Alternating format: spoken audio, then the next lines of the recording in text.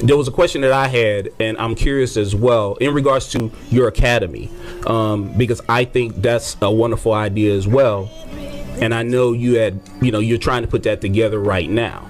So, for example, when the academy comes to fruition, we're going to say it's going to come to fruition because it's something positive that needs to occur. So if it comes to fruition, how would it be able to sustain itself? How will my academy be able to sustain itself? The same way private schools all across America sustain themselves. I mean, there's no secret to how you do that. You fundraise, you have tuition, you also float endowment, whereby the school will be able to exist off the interest from the endowments. So there's a lot of different ways to sustain independent schools. We have the oldest African-centered independent school in America in Washington, D.C., who's run by a good friend of mine, an elder in our community, Father Zulu. Mm-hmm. It's the oldest, longest continuously open independent African school. So, there's no secret to how you keep a school sustained. He's done it for over 50 years.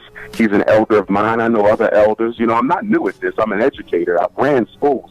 So, there's nothing new about it. But in terms of the specifics of it, that's not the public's business. It's a business operation. And so the parents whose children will be allowed to attend FDMG, because we're going to do a lottery system, because I'm sure we won't have enough seats to accommodate everybody. They will know the any workings of the school, but nobody gives out a business plan to the public, nor will I be doing that. But sustaining the school will not be an issue. My biggest issue is dealing with the children that I don't have seats for. That is my number one concern, because I'm now looking forward to the day where I have to tell a mother or a father, I'm sorry, but we're already past capacity. So my issue will not be expanding my school. My issue will be trying to build additional schools beyond that to accommodate all the children that cannot fit in the initial academy. Do you take the same blueprint that you do from the initial school and, maybe franchise, or I don't understand the business concept, but make a second school? Is that the plan? Of course, you replicate the school the same way the Catholic Church replicates their schools, the same way other type of independent school models replicate themselves. You take the same school model and you replicate it in other places. Ultimately, we're going to have a school district, because one school won't do. We will also have a vertical as well, which means children will be able to attend the school from home by tapping into the classroom electronically. So that's also another model that we'll be looking at. But because I am an educator who very much believes in the power of in-person education, I want to limit cyber school and virtual school as much as possible, because half of all learning is socialization and interaction, and I don't want children to lose that, which is why I'm not a big fan of cyber schools, because cyber schools where a computer teaches the child, they lose so much of the interaction that comes from being in their peers and having direct access to a teacher right in front of them. Okay. Just to spin this around just a little bit, we spoke about families, single families, we spoke about the community. We really didn't speak about men in today's society. What is your opinion of the African American male in today's society right now? My opinion of the African American male, I think we have a lot of black men who do a good job being men. I think we have other African American men who would do a better job, but they need resources and opportunities. And then we do have some African American men who have been through some situations such in life where they no longer care about themselves or even other people. I think that we have far more good brothers with positive intentions than we have brothers without positive intentions. I know someone made a comment, I think it was you earlier on in the conversation, where you said some fathers don't step up. Now, as a therapist, I'm going to have to take a little bit of an issue with that. I do agree that there are some fathers who don't step up, but in my work in the schools and in my work as a therapist, I'm not finding that to be primarily the reason why the fathers are not there. Two of the biggest reasons I'm seeing for the rise of fatherless homes is, number one, there's the issue with sisters, financially successful and educationally elite sisters who have an issue sharing power in the household with their mates. This is a very big issue in the black household, because only in the black community do the women out-earn and out-educate the men. And sometimes when you buy into the white supremacist ideology that the reason why your man doesn't make as much as you or has not been educated as well as you is because there's a character problem, there's a morality issue, there's a lack of a motivation, and that's not the case. Black men are systematically kept in the positions that they are in. So number one, there's that challenge in the home of some women who buy into this ideology that you don't have to respect black males. And then the other issue that I'm finding why a lot of fathers are not there is because the women do not allow the fathers. A lot of black women don't allow the fathers to participate in the children's lives if he don't want to be with her. I'm finding this a whole lot. I just had a case about 2 weeks ago where the mother told me that the father didn't want to be involved in her daughter's life. So I said, give me his number. I'm going to meet with the father. So I met with the father, and lo and behold, I found out that he was trying to be involved in his daughter's life, but the mother was constantly making it difficult for him to participate. So it's not always about the father not wanting to be there. We have to go beneath the surface. I actually am blessed to be in a position where I can get the truth from a situation, but some of us are real quick to jump to conclusions and blame fatherlessness on the father, when the truth of the matter is women are just as responsible as men are for why the fathers are not in the homes. All right. Well, the two reasons you said that the men aren't, both of those reasons was based off a female. Are we putting any responsibility back on the individual males himself? Of course, I was. Here we go again. I'm not saying men are not responsible. I'm saying, based on a comment you made earlier, that fathers are not stepping up. So you didn't put any responsibility on the women. So I'm balancing it out with your statement to say that men and women are responsible. And what we have to do is look at each individual's cases. Each family is totally different. It's like 3 cocaine addicts in front of me. Each one of those cocaine addicts will have a different reason why they're smoking. So even though they're all on cocaine, the treatment plans for each one of the addicts will be different. It's the same thing with family. I might be dealing with 3 different family therapy situations, and the issue, while the father is not in the home, might be totally different. In one case, it may be because he's domestically abusive. And that is one thing where black men need a lot of help. I'm going to straight up say that. Too many black women are being abused by black men. Too many black women are being abused by black men, and both the church and the masjid are complicit in this, because a lot of these women who are being abused are members of churches, and they are members of masjids where the imam and the preachers know that the men are beating on their wives and they do nothing about it. So if there's one big issue where black men do need a lot of help, it's in the area of domestic violence. A black woman is more likely to be physically abused and sexually abused than any other woman in American society. Come on now. Well, I'm thinking about the school. No, seriously, I'm thinking about the school because, I mean, he's been working on it for quite some time. And, you know, and when I asked the question earlier in regards to as far as the funding and stuff, it was by no means trying to get into the business plan thereof, because I know, you know, my business plan is my business plan for my things here in you know, East Coast and vice versa. My thing is, and I think you may have answered it already in regards to a scholarship, you know, for many of the youth.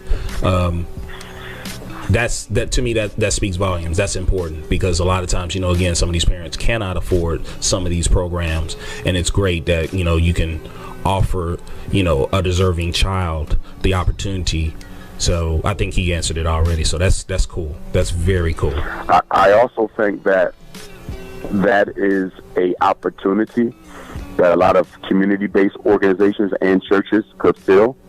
I really think that, you know, since operating the school and keeping it afloat is enough responsibility for me, I really think that's where the community need to step up. That's where the churches and the fraternities and the sororities and the Masonic lodges and the different community-based organizations can say, listen, the least we can do is pay at least the tuition for one kid to attend this school.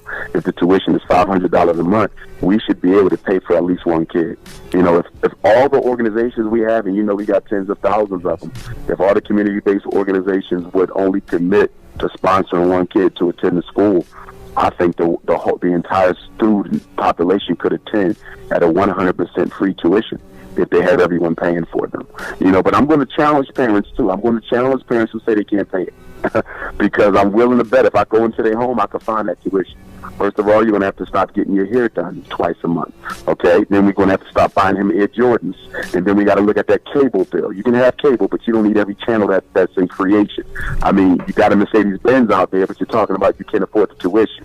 You know, I noticed, you know, it's about priorities. What I find, it's about priorities. It's really about priorities. You know, it's just like when you went to college. Think about all the students who had to take a semester off because they didn't have their tuition bill, but they always had fresh Timbs on. They always had a nice car. They always had the lovely coats. It's like, wait a minute now. How is it you got money to look fly, but you ain't got money to pay your tuition? A lot of times it's not that we can't afford it, it's that we don't want to pay for it. We don't value things that are necessary. I mean, that has always been an issue with us since slavery. We love to spend money on things we want and beg for the things we need. And that comes from conditioning, because in slavery, you were not supposed to be concerned about your future. Your whole life belongs to your slave master. You don't need no life insurance. You don't need no college tuition fund. You don't need to be saving for no marriage. I own you. You exist at my pleasure. You exist for my benefit. You don't exist for your own benefit. And so that mindset of living for today and not living for the next generation has really intergenerationally infected us as a people. So much of how we think and so much of how we act is still rooted in slavery. It's amazing when I hear black people say slavery's over, we should stop talking about it. No, we still behave like slaves.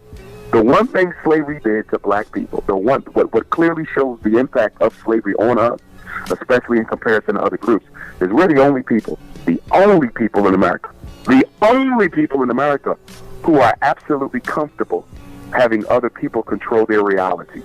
We're comfortable having our kids be taught by white women.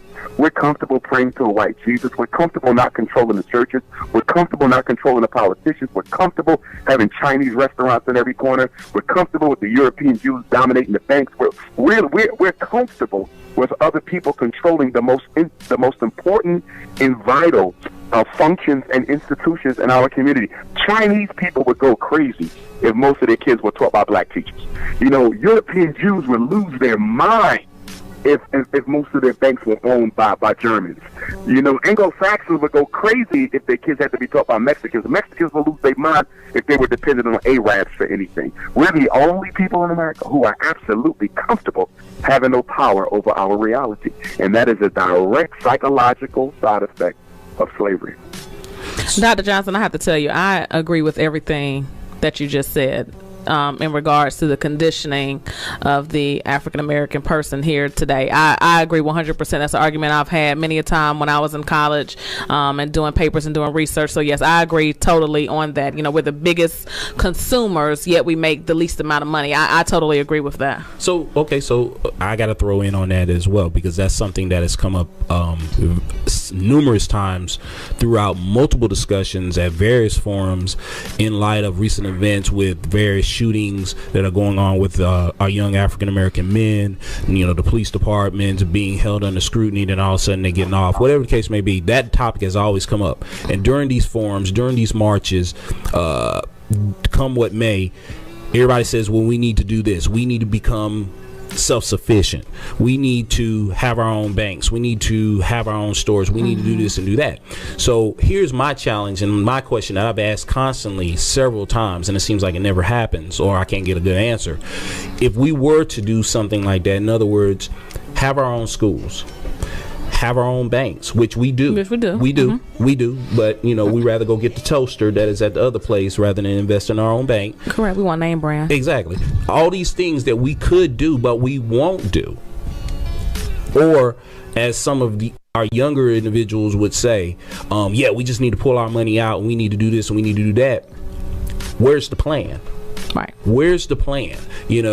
What do we have initially set forth and in motion right now? So therefore, people can pull their monies out of Bank of America and go to mechanics and farmers. Right. Or where can we see a school that is built primarily for African American youth and have the teachers that are available to teach in them, have the support system in there to run it, have the financial backing to support it, and giving a quality education. Exactly. Or even to the grocery stores, to have a grocery store that is for us, by us, providing fresh produce, organic produce, organic meats and things of that nature, healthy items, and have an individual that's there to teach how we can eat healthy and such. I